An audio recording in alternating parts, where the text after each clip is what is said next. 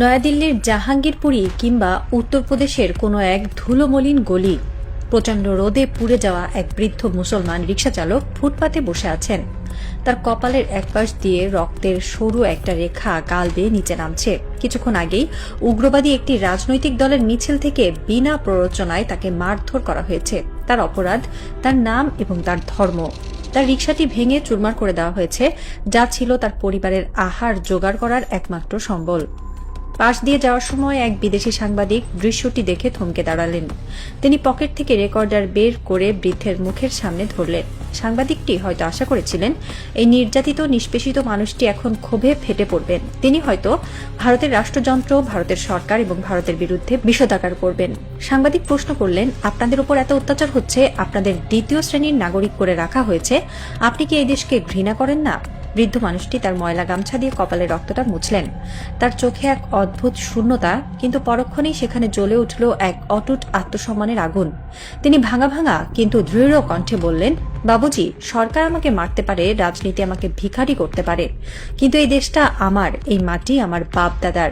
मैं হিন্দুস্তানি হো, আমি ভারতীয়। আমি আমার দেশের বিরুদ্ধে এক শব্দও বলবো না।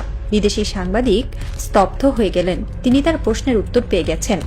ভারতের একজন নির্যাতিত, নিষ্পেষিত, সর্বশান্ত মুসলমান, যার পিঠ দেয়ালে ঠেকে গেছে, যার বাড়ি ঘর বুলডোজার দিয়ে গুড়িয়ে দেওয়া হয়েছে, সেও আন্তর্জাতিক ক্যামেরার সামনে দাঁড়িয়ে নিজের দেশের বিরুদ্ধে একটি শব্দ উচ্চারণ করে না। রাষ্ট্রের উপর তার হাজারো অভিমান থাকতে পারে, কিন্তু মাতৃভূমির প্রতি তার আনুগত্য হিমালয়ের মতো অটল। এবার আসুন দৃশ্যপটটা একটু বদলে ফেলি। চলুন ঘুরে আসি 1000 কিলোমিটার দূরে অবস্থিত আরেক শহরের শীতাতপ নিয়ন্ত্রিত এক বিলাসবহুল ড্রয়িং রুম থেকে। রাতের ঢাকা, গুলশান বা বনানীর কোনো এক বিলাসবহুল হাইরাইজ অ্যাপার্টমেন্ট। ঘরের ভেতর নরম আলো, ব্যাকগ্রাউন্ডে বাজছে হালকা জ্যাজ মিউজিক। সোফায় গা এড়িয়ে বসে আছেন একজন উচ্চপদস্থ কর্মকর্তা। তার পরনে ইতালিয়ান ব্র্যান্ডের স্যুট, হাতে স্কচ হুইস্কির গ্লাস। তিনি এই রাষ্ট্রের একজন অত্যন্ত গুরুত্বপূর্ণ এবং সংবেদনশীল পদের অধিকারী। হতে পারেন তিনি সচিবালয়ের কোনো দোর্দণ্ড প্রতাপশালী আমলা, কিংবা রাষ্ট্রের কোনো সংবেদনশীল বাহিনীর শীর্ষ কর্মকর্তা, অথবা হয়তো নীতি নির্ধারণী ফোরামের একজন মাস্টার মাইন্ড। তার সামনে বসা একজন ভিনদেশী কূটনীতিক, নির্দিষ্ট করে বললে পার্শ্ববর্তী সেই শক্তিশালী দেশের ইন্টেলিজেন্স উইং এর একজন প্রতিনিধি। কর্মকর্তাটি হাসি মুখে একটি অত্যন্ত গোপনীয় ফাইলে সই করে কূটনীতিকের হাতে তুলে দিলেন। এই ফাইলটিতে যা লেখা আছে তা বাস্তবায়িত হলে বাংলাদেশের 1000 কোটি টাকার ক্ষতি হবে, দেশের সার্বভৌমত্ব মারাত্মকভাবে হুমকির মুখে পড়বে। কিন্তু কর্মকর্তাটির সেদিকে কোনো ভ্রুক্ষেপ নেই। তিনি গ্লাসে চুমুক দিয়ে নিজের মাতৃভূমিকে নিয়ে তাচ্ছিল্য করে বললেন, আরে দাদা, এই দেশের মানুষদের নিয়ে কিচ্ছু হবে না, এরা সব অশিক্ষিত, ব্যাকওয়ার্ড। আপনারা যদি আমাদের গাইড না করেন, আপনারা যদি সাপোর্ট না দেন, তাহলে এই দেশটা তো একদিনেও চলবে না। We need your blessings. নিজের মাতৃভূমিকে, নিজের দেশের মানুষকে ভিনদেশী প্রভুদের সামনে এভাবে নির্লজ্জর মতো অপমান করতে তার গলার স্বর একবারও কাঁপল না। এই হলো বর্তমান বাংলাদেশের সবচেয়ে রূঢ় এবং ভয়ঙ্কর ট্র্যাজেডি। যে দেশে ভারতের একজন রিকশাচালক নিজের রক্ত দিয়ে দেশের সম্মান কেনে, সেই দেশে আমাদের ট্যাক্সের টাকায় বসে থাকা, আমাদের আলো বাতাস খাওয়া একটা গোষ্ঠী নির্লজ্জের মতো ভিনদেশী প্রভুর জুতো পালিশ করে। ইতিহাসের পাতা উল্টোলে দেখা যায়, সিরাজউদ্দৌলার পতনের জন্য রবার্ট ক্লাইভ যতটা না দায়ী ছিলেন, তার চেয়ে 1000 গুণ বেশি দায়ী ছিলেন মির্জাফর, ইয়ার লতিফ আর ঘসেটি বেগমরা। ক্লাইভ তো তার নিজের দেশের স্বার্থ রক্ষা করতে এসেছিলেন। তিনি একজন ইংরেজ, ব্রিটিশ সাম্রাজ্যের বিস্তার ঘটানোই তার কাজ। এতে ক্লাইভের কোনো দোষ ছিল না, কিন্তু মির্জাফররা তো এই মাটির সন্তান ছিলেন। আজকের বাংলাদেশেও সেই মির্জাফরের ডিএনএ বহন করা মানুষের অভাব নেই। খুঁজলে দেখবেন বাংলাদেশের ঘরে ঘরে এমন কিছু মানুষের জন্ম হয়েছে যারা শুধু সুযোগের অপেক্ষায় থাকে কখন ভারতের হয়ে ওকালতি করবে। এরা সোশ্যাল মিডিয়ায়, টিভির টক শোতে, পত্রিকার কলামে সারাদিন ভারতের গুণগানে পঞ্চমুখ থাকে। ভারত যখন সীমান্তে আমাদের মানুষকে পাখির মতো করে গুলি করে মারে, তখন এরা নিশ্চুপ থাকে। ভারত যখন পানি আটকে আমাদের ফসল মেরে ফেলে, তখন এরা আবহাওয়া পরিবর্তনের দোহাই দেয়। ভারত যখন আমাদের অভ্যন্তরীণ রাজনীতিতে নগ্ন হস্তক্ষেপ করে, এরা তখন সেটাকে বন্ধুত্বপূর্ণ পরামর্শ বলে চালিয়ে দেয়। এরা কারা? এরা কোনো সাধারণ মানুষ নয়, এরা সমাজের অত্যন্ত প্রভাবশালী অংশের প্রতিনিধিত্ব করে। এরা বসে আছে সচিবালয়ের সবচেয়ে গুরুত্বপূর্ণ চেয়ারগুলোতে, যেখান থেকে রাষ্ট্রের পলিসি তৈরি হয়। এরা বসে আছে রাষ্ট্রের সংবেদনশীল বাহিনীগুলোতে, যাদের হাতে দেশের নিরাপত্তার দায়িত্ব। এরা বসে আছে মিডিয়ার নিউজ রুমে, যেখান থেকে প্রতিদিন মানুষের মগজ ধোলাই করা হয়। এরা দেখতে আমাদের মতোই, এরা বাংলায় কথা বলে, ইলিশ মাছ দিয়ে ভাত খায়, পহেলা বৈশাখে পাঞ্জাবি পরে। কিন্তু এদের আসল আনুগত্য, এদের আসল কেবলা হলো নয়াদিল্লির সাউথ ব্লকে। এরা যখন রাতে ঘুমাতে যায় এরা স্বপ্ন দেখে দিল্লির।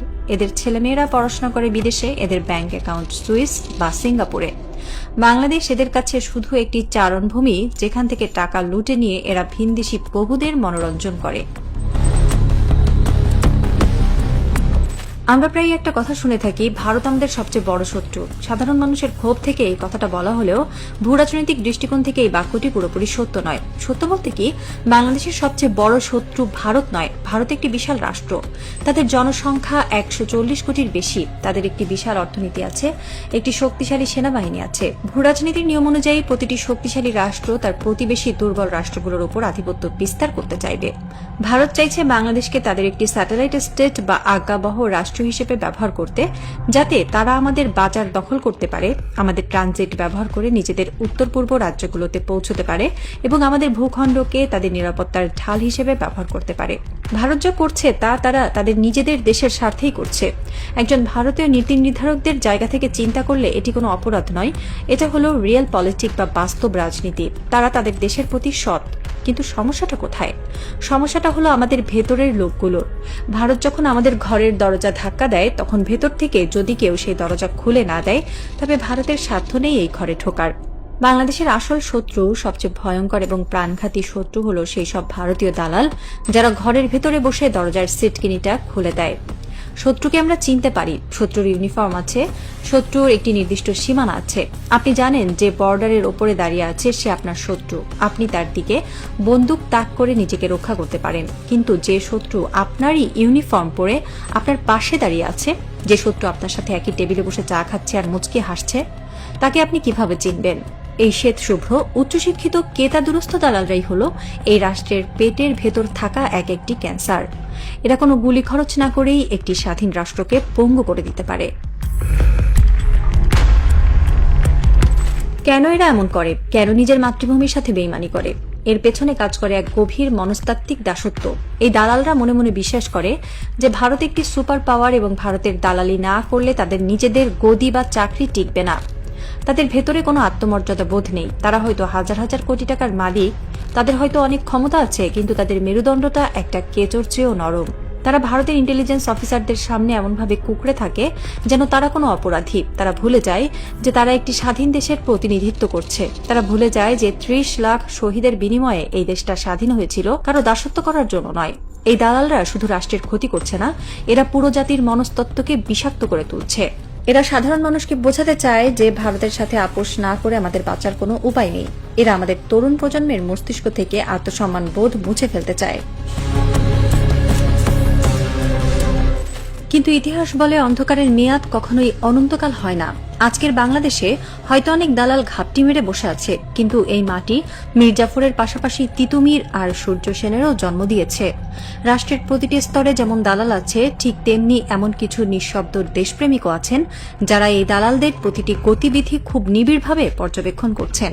সচিবালয়ের যে কর্মকর্তাটি রাতে ভিনদেশি কূটনীতিকের হাতে গোপন ফাইল তুলে দিচ্ছেন, তিনি হয়তো জানেন না যে তার ওই ড্রয়িং রুমের বাইরের রাস্তায় পার্ক করা একটি কালো রঙের সাধারণ গাড়িতে বসে কেউ একজন তার প্রতিটি মুভমেন্ট রেকর্ড করছে।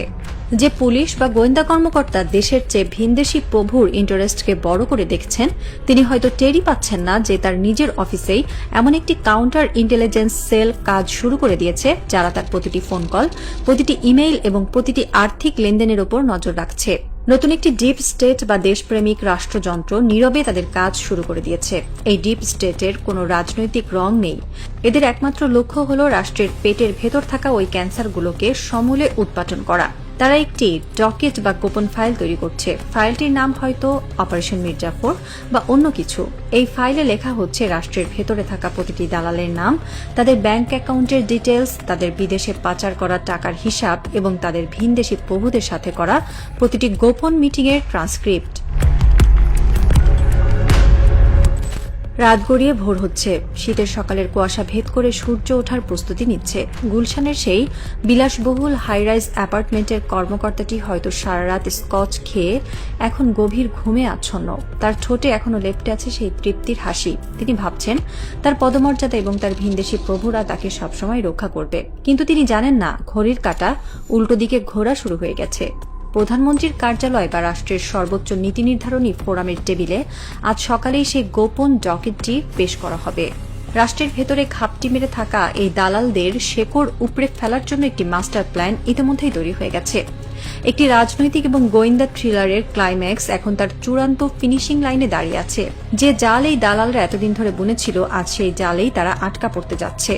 হয়তো আজ নয়তো কাল হঠাৎ করে একদিন সকালে আমরা শুনব সচিবালয়ের কোনো এক শীর্ষ আমলাকে তার অফিস থেকে গ্রেপ্তার করা হয়েছে। হয়তো শুনব রাষ্ট্রের কোনো এক সংবেদনশীল বাহিনীর দোর্দণ্ড প্রতাপশালী কর্মকর্তাকে রাতের অন্ধকারে তুলে নিয়ে যাওয়া হয়েছে কোনো এক গোপন সেলে। কেউ কোনো বিবৃতি দেবে না, কোনো পত্রিকা হয়তো ভেতরের আসল কারণ জানাতে পারবে না, কিন্তু রাষ্ট্রের পরিচ্ছন্নতা অভিযান চলবে নিঃশব্দে, গিলোচিনের মতো নির্মমভাবে।